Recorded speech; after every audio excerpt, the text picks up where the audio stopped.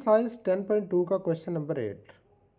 If sin alpha is equal to 4/5 and cos beta is equal to 40/41, where 0 is less than alpha less than pi by 2 and 0 is less than beta less than pi by 2, then show that sin in the bracket alpha manfi beta will be equal to 133/205.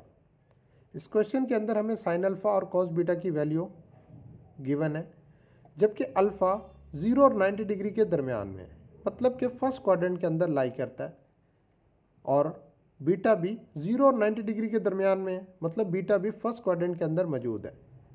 तो इस relation को साबित करके दिखाओ.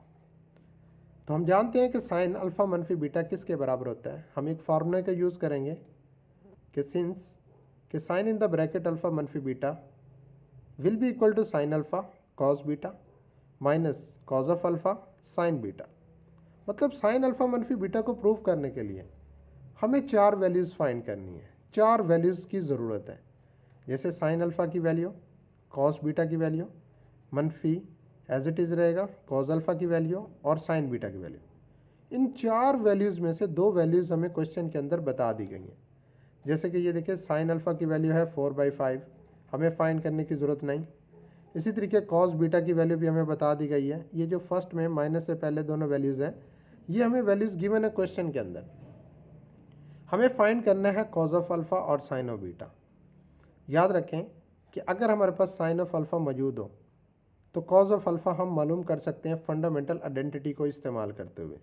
इसी तरीके से अगर मेरे पास कॉस बीटा मौजूद है तो कॉस बीटा को भी मैं साइन बीटा की वैल्यू मालूम कर सकता हूँ कॉस बीटा को इस्तेमाल करते हुए फंडामेंटल आइडेंटिटी की मदद से. तो देखिए फंडामेंटल आइडेंटिटी क्या होती है हमारे पास, कि we know that cos square alpha plus sine square alpha will be equal to 1 होता है. यहाँ पे हमें फाइंड आउट करना है कॉस ऑफ अल्फा को, इसलिए साइन स्क्वायर अल्फा को शिफ्ट कर देते हैं राइट साइड पे. तो ये देखें शिफ्टिंग की, कॉस स्क्वायर अल्फा लेफ्ट पे ही रहेगा और साइन स्क्वायर अल्फा को दूसरी साइड पे शिफ्ट कर दिया.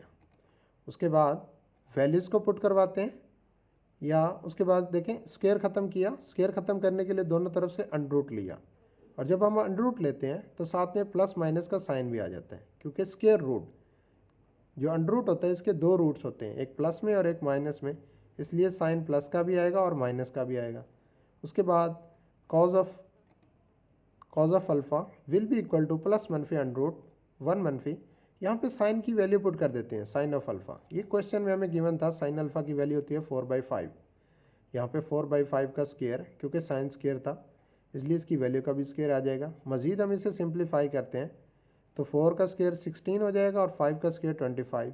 बाई एलसीएम इसे सॉल्व करते हैं तो एलसीएम लेने से जवाब आ जाता है प्लस मनफी अंडर रूट 25 मनफी 16/25. फिर हम मज़ीद इसे सिंप्लीफाई करें तो 25 में से 16 माइनस कर दें तो 9/25 आ जाता है. स्क्वायर रूट ख़त्म करें तो रिज़ल्ट आ जाता है प्लस मनफी 3/2. अब ये कॉज ऑफ अल्फ़ा आ गया 3/2, लेकिन सिंस हमें क्वेश्चन में बताया गया था कि अल्फ़ा 0 और 90 डिग्री के दरमियान में है, मतलब कि अल्फ़ा फर्स्ट क्वाड्रेंट के अंदर लाई करता है, और हम जानते हैं कि फर्स्ट क्वाड्रेंट के अंदर ऑल ट्रिग्नोमेट्रिक फंक्शन को पॉजिटिव रखा जाता है. तो इस वजह से alpha is in first quadrant, तो where cos of alpha is positive, क्योंकि अल्फ़ा फर्स्ट क्वाड्रेंट के अंदर मौजूद है और फर्स्ट क्वाड्रेंट में ऑल ट्रिग्नोमेट्रिक फंक्शन को पॉजिटिव रखा जाता है, इसलिए कॉज ऑफ अल्फ़ा भी पॉजिटिव आएगा. तो यहाँ पे इसका रिजल्ट आ गया कि cos of alpha will be equal to positive 3/4. अब हमें दूसरी वैल्यूज़ फाइंड करनी है, तो उसको फाइंड करने के लिए फिर हम क्या करेंगे, फंडामेंटल आइडेंटिटी का इस्तेमाल करेंगे. तो वी नो दैट कि cos square beta plus sine square beta is equal to 1, और यहाँ से हमें साइन बीटा की वैल्यू फाइंड करनी है, और इसलिए साइन बीटा को लेफ्ट पे रखा और दूसरी वैल्यू को दूसरी साइड पे शिफ्ट कर दिया, माइनस कर दिया. उसके बाद स्क्वायर ख़त्म करने के लिए हमने स्क्वायर रूट ले लिया. अब कॉस बीटा की वैल्यू हमें क्वेश्चन के अंदर गिवन थी, तो वैल्यू थी हमारे पास 40/41. स्क्वेयरिंग लिया, अंडर रूट लिया और इसको सिंप्लीफाई किया. मज़ीद सिंप्लीफाई करने से तो हमारे पास रिजल्ट आ जाता है प्लस मनफी अंडर रूट 81/1681. तो अंडर रूट लेने से जवाब आ जाएगा प्लस मनफी 9/41.